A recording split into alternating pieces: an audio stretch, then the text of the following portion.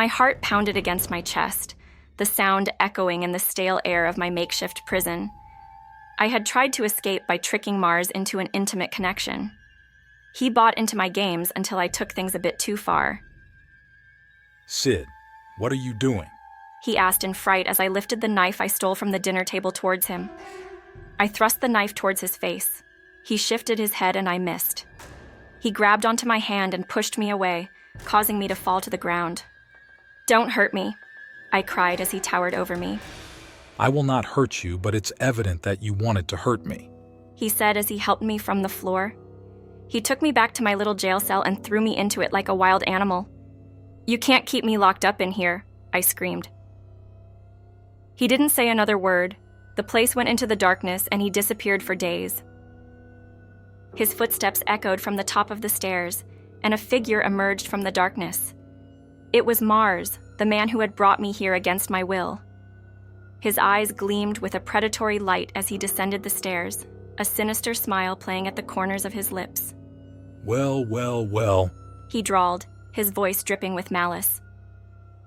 Look what we have here. A little birdie who flew too close to the sun. He reeked of liquor. He did not seem like the type to get drunk, but here he was, staggering into the room with a bottle in his hand. I glared at him, my fear giving way to anger. "Let me go, Mars.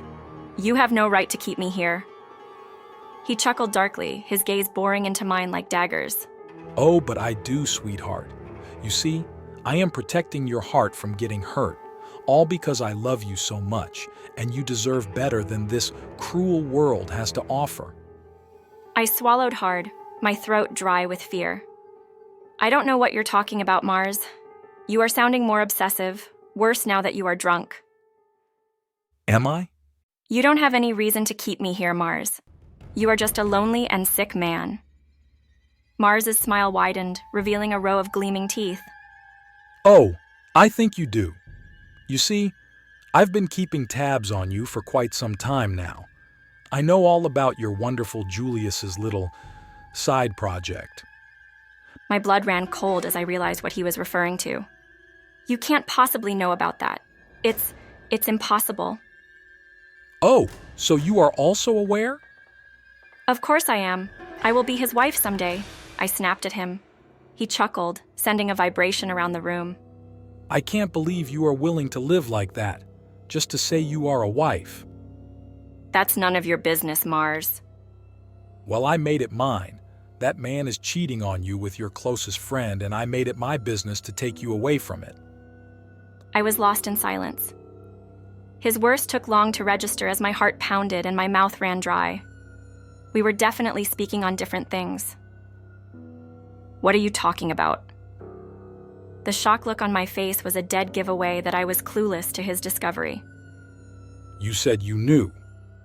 "That's impossible. You are a liar. Julius would never. That is impossible," I yelled. Nothing's impossible when you have the right connections. And let's just say, I have a few friends in high places. I bit back a retort, knowing that it would only provoke him further. Instead, I searched for a way out, my mind racing with possibilities. "It doesn't matter who you know and what you think you know. If this is true, then release me so I can go deal with Julius myself." He laughed again. So you could run into his arms, believe his lies, and fall for his manipulations. "It would be better than being held captive here. Better than being captured by a complete stranger. So tell me what makes you better than Julius." So, you don't think I am a better man than Julius, sweetheart? You would rather be hurt by him than loved by me. I remained silent, refusing to give him the satisfaction of a response. But he took a seat on the chair, twirling the bottle in his hand. I watched for minutes as he smiled at me and sipped from the bottle. "Let me out of here," I finally said.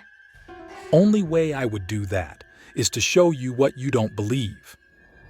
"I don't want to see anything, Mars," I said, and started to scream as loud as I could. As Mars approached me with a menacing glint in his eye, I braced myself for whatever horrors he had in store. But even in the face of imminent danger, I refused to break. I would not give him the satisfaction of seeing me crumble. I kept screaming. He tried to hold me and slipped from his hand, grabbed the bottle from the table, hit him across his head, then made my escape.